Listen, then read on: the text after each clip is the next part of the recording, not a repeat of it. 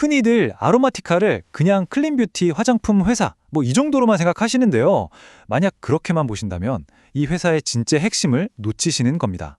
오늘 저희가 들여다볼 자료에 따르면 아로마티카한테는 다른 경쟁사들이 절대로 쉽게 따라할 수 없는 아주 특별한 비밀병기가 있거든요. 바로 그 비밀병기가 뭐냐? 수직 계열화라는 겁니다. 이게 좀 말이 어렵죠? 근데 쉽게 말하면 이런 거예요.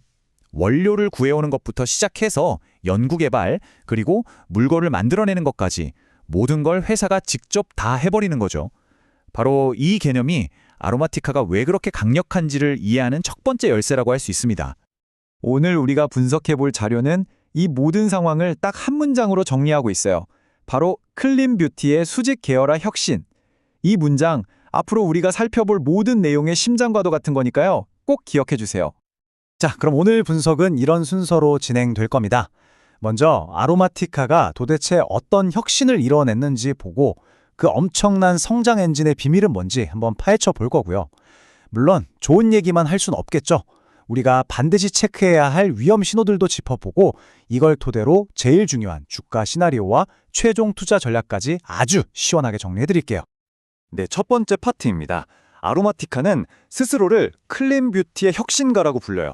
이게 그냥 깨끗한 화장품을 만든다? 여기서 끝나는 게 아니에요. 원료부터 환경까지 다 생각하는 의식 있는 아름다움, 바로 컨시어스 뷰티를 지향하는 거죠. 그 중심에는 항상 안전하고 효과적인 성분이 있고요. 이 슬라이드 한번 보세요. 아로마티카가 어떤 회사인지 한눈에 딱 들어오죠? 2004년부터 지속 가능한 뷰티라는 철학 하나는 진짜 뚝심 있게 지켜왔고 비건 화장품이랑 에센셜 오일 제품이 주력입니다. 근데 여기서 진짜 재밌는 게 뭔지 아세요?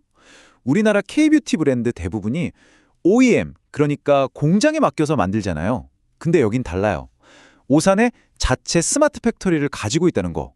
이게 바로 모든 이야기의 출발점입니다. 자, 이제부터가 진짜 본론입니다. 아로마티카 주가를 힘차게 밀어올리는 그 강력한 성장 엔진, 과연 뭘까요? 지금부터는 구체적인 숫자를 가지고 그 핵심 투자 포인트를 하나하나 뜯어보겠습니다. 220만 개. 와, 이게 무슨 숫자냐면요. 이 회사의 대표 상품 로즈마리 스칼프 스케일링 샴푸가 팔려나간 숫자입니다. 이 제품 하나가 회사의 돈줄, 즉 캐시카우 역할을 툭툭 취하면서 시장을 꽉 잡고 있다는 걸 보여주는 거죠. 하지만 아로마티카의 성공이 이 샴푸 하나에만 그치는 게 아닙니다. 회사 전체를 보면요. 2021년부터 2024년까지 연평균 매출 성장률이 무려 33.4%예요. 이 숫자는 이 회사가 지금 얼마나 폭발적인 성장세에 올라타 있는지를 너무나 명확하게 보여주는 증거입니다. 근데 더 놀라운 건 바로 수익성입니다. 2022년에 1.1%에 불과했던 영업이익률이 2024년에는 10.7%까지 수직으로 상승했어요. 아니, 어떻게 이런 일이 가능했을까요? 네, 바로 아까 말씀드렸던 그 자체 스마트 팩토리, 그걸로 원가를 확 줄이고 생산효율을 극대화한 결과입니다. 아로마티카의 무대는 한국이 전부가 아닙니다. 이 차트 좀 보세요. 세계에서 제일 까다롭다는 일본, 미국, 유럽 시장에서 올리는 매출이 전체 해외 매출의 63%를 차지해요. 이건 그냥 물건 좀 판다 이런 수준이 아니에요. 아로마티카의 품질과 철학이 세계 무대에서도 통한다는 가장 확실한 증거죠. 자, 그럼 정리해볼까요? 아로마티카만의 경쟁력, 즉 경제적 해자는 뭘까요? 핵심은 딱 4가지입니다. 첫째, 자체 스마트 팩토리로 신제품 나오는 시간을 한 달 이상 줄여버리고요. 둘째, 원료를 직접 사와서 원가를 낮춥니다. 셋째, 지속 가능한 생산 방식으로 앞으로 닥칠 탄소세 같은 규제에도 미리 대비하고 있죠. 그리고 무엇보다 중요한 건 20년 동안 쌓아온 로즈마리 같은 핵심 원료에 대한 데이터와 독자적인 기술. 이건 정말 아무나 흉내낼 수 없는 강력한 무기입니다. 하지만 아시죠? 모든 투자에는 동전의 양면처럼 그림자가 있기 마련입니다. 이제 분위기를 좀 바꿔서요. 우리가 반드시 짚고 넘어가야 할 위험 요인들을 냉정하게 한번 살펴보겠습니다. 여러 가지 리스크가 있겠지만 그중에서도 투자자들이 가장 신경 써야 할 단 하나의 가장 큰 위험은 과연 뭘까요? 바로 이 숫자 83.57%입니다. 이게 뭐냐면 오버행 물량, 그러니까 언제든지 시장에 팔려고 쏟아져 나올 수 있는 잠재적인 매도 물량의 비율이에요. 쉽게 말해서 주가가 조금만 오를만 하면 이때다 하고 팔려는 사람들이 거대한 벽처럼 나타날 수 있다는 거죠. 이게 바로 단기적으로 주가 상승의 발목을 잡을 수 있는 가장 큰 리스크입니다. 물론 오버행만 문제가 되는 건 아닙니다. 내부적으로는 최근 성장세가 조금 꺾이는 거 아니냐는 우려가 있고요. 외부적으로는 환율이나 원자재 가격처럼 회사가 어떻게 할 수 없는 변수들이 항상 도사리고 있죠. 이 모든 게 아로마티카가 앞으로 넘어야 할 산들입니다.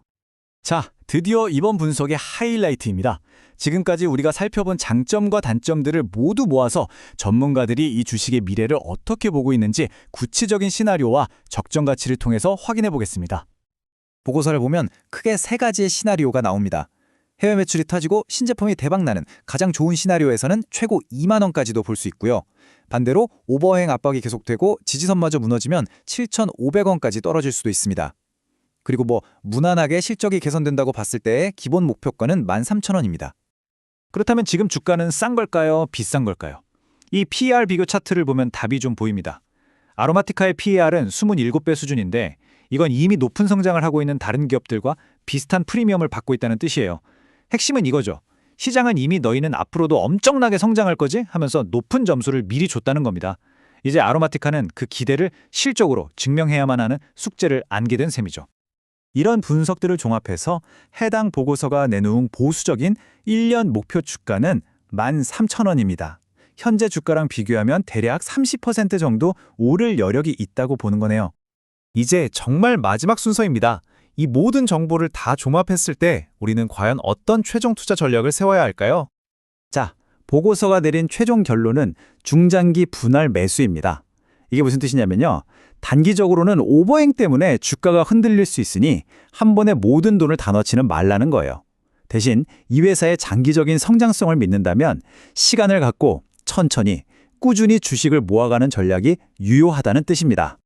결국 투자자가 딱 마주하게 되는 고민은 바로 이거예요. 한쪽에는 스마트 팩토리라는 확실한 무기를 가진 강력한 비즈니스 모델이 있고요. 다른 한쪽에는 거대한 오버행 리스크라는 만만치 않은 주식 수급 구조가 있습니다. 이 둘의 싸움에서 과연 어느 쪽이 이길 것인지 그걸 판단하는 게 투자의 핵심인 셈이죠. 아로마티카라는 나무가 앞으로 맺을 그 성장의 열매. 과연 여러분은 그 열매가 다 익을 때까지 충분한 인내심을 갖고 기다릴 수 있으신가요? 최종 판단은 여러분의 몫입니다.